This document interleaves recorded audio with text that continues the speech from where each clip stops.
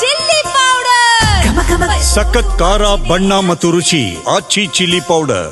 ಬಾಗಲಕೋಟೆಯ ಸಮೀರ್ವಾಡಿ ಕಾರ್ಖಾನೆ ಬೆಂಕಿ ಅವಘಡ ಪ್ರಕರಣ. ಒಟ್ಟು 96 ಟ್ರಾಲಿಗಳಲ್ಲಿ ಲೋಡ್ ಆಗಿದ್ದ ಕಬ್ಬಿಗೆ ಬೆಂಕಿ ಹೊತ್ಕೊಂಡಿತ್ತು. ಅವತ್ತು ಬರೋಬ್ಬರಿ 34 ಲಕ್ಷ ಮೌಲ್ಯದ 1033 ಟನ್ ಕಬ್ಬು ಬೆಂಕಿಗಾಹುತಿಯಾಗಿದೆ. ನೋಡಿ, ಒಂದಲ್ಲ ಎರಡಲ್ಲ 20-30 ಅಲ್ಲ, 96 ಟ್ರಾಲಿಗಳಿಗೆ ಅವತ್ತು ಬೆಂಕಿ ಬಿದ್ದಿದ್ದು. 1033 ಟನ್ ಇತ್ತು ಕಬ್ಬು. 12 ಟ್ರ್ಯಾಕ್ಟರ್ ಇಂಜಿನ್ಗಳು, 1 ಟ್ರ್ಯಾಕ್ಟರು, ಹಾಗೆ 8 ಬೈಕ್ಗಳು, 3 ಟ್ಯಾಂಕರ್ಗಳು, 1 ಪೊಲೀಸ್ ಬಸ್ಸು, 17 ಟ್ರ್ಯಾಕ್ಟರ್ ಟ್ರೈಲರ್ಗಳಿಗೆ ಹಾನಿಯಾಗಿದೆ. ಇನ್ನು ರೈತರಿಗೆ ನಷ್ಟದ ಮೊತ್ತ ಭರಿಸೋಕೆ ಕಾರ್ಖಾನೆ ಮುಂದಾಗಿದೆ. ಮತ್ತೊಂದೆಡೆ ಪೊಲೀಸರಿಂದ ಎಲ್ಲ ಆಯಾಮಗಳಲ್ಲಿ ತನಿಖೆ ನಡೀತಾ ಇದೆ.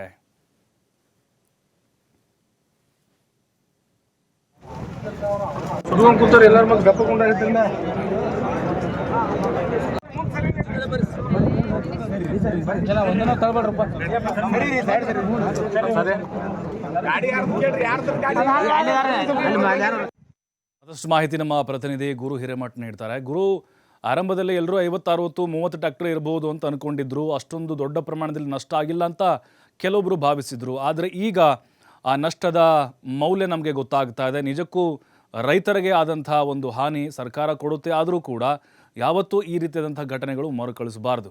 ಒಟ್ಟಾರೆ ಹಾನಿಯನ್ನು ನೋಡೋದಾದರೆ ನಾವು ಎಷ್ಟು ಮೌಲ್ಯ ಆಗುತ್ತೆ, ಅದರ ಜೊತೆಗೆ ಟ್ರ್ಯಾಕ್ಟರ್ಗಳು, ಟ್ರೈಲಿಗಳು, ಇದರ ಬಗ್ಗೆ ನೊಂದಂಥ ರೈತರು ಆಡುವಂಥ ಮಾತೇನು ಅಂತ?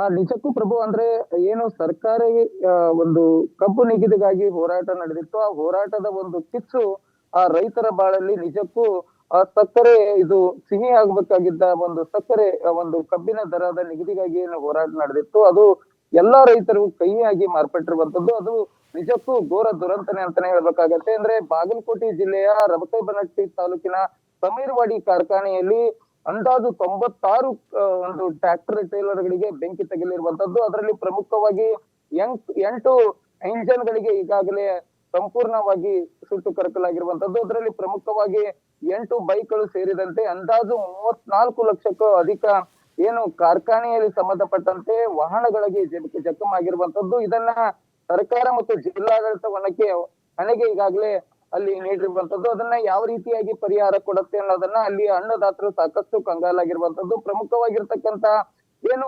1,033 ಕಬ್ಬಿನಲ್ಲಿ ತುಂಬಿರ್ತಕ್ಕಂಥ 96 ಟ್ರ್ಯಾಕ್ಟರ್ಗಳಲ್ಲಿ, ಟೇಲರ್ಗಳಲ್ಲಿ ಇರ್ತಕ್ಕಂತ ಕಬ್ಬು ಏನಿದೆ ಸಂಪೂರ್ಣವಾಗಿ ಸುಟ್ಟಿರುವಂತದ್ದು. ಅದರಲ್ಲಿ ಹಸಿರಾಗಿ ಕಾಣ್ತಕ್ಕಂತ ಕಬ್ಬು ಅಲ್ಲಿ ಕಪ್ಪಾಗಿ ಮಾರ್ಪಟ್ಟಿರುವಂತದ್ದು. ನಿಜಕ್ಕೂ ಇದು ಬಹಳಷ್ಟು ದುರಂತನೆ ಅಂತಾನೆ ಹೇಳ್ಬೇಕಾಗತ್ತೆ.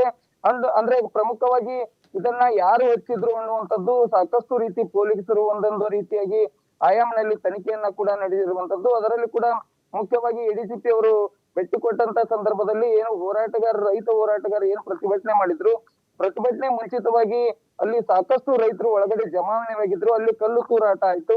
ಕಲ್ಲು ತೂರಾಟ ಆದ ಬಳಿಕ ಸಾಕಷ್ಟು ಒಂದಿಷ್ಟು ಹಾನಿಯಾಗಿರುವಂತದ್ದು. ಅಲ್ಲಿ ಪ್ರಮುಖವಾಗಿ ಒಬ್ರು SP ಆಗಿರ್ಬೋದು, ಅಂದ್ರೆ ಅಡಿಷನಲ್ SP ಆಗಿರ್ತಕ್ಕಂತ ಜಗಲಾಲ್ ಸರ್ ಅವರಿಗೂ ಕೂಡ ಸಾಕಷ್ಟು ಕಾಲಿಗೆ ಪೆಟ್ಟಾಗಿ ಅವರನ್ನ ಬಾಗಲಕೋಟೆಯಿಂದ ಬೆಂಗಳೂರಿಗೆ ಕೂಡ ರವಾನೆ ಆಯ್ತು. ಅದಾದ ಬಳಿಕ ಪೊಲೀಸ್ ವಾಹನಗಳು ಕೂಡ ಜಖಮಾಗಿರುವಂತದ್ದು.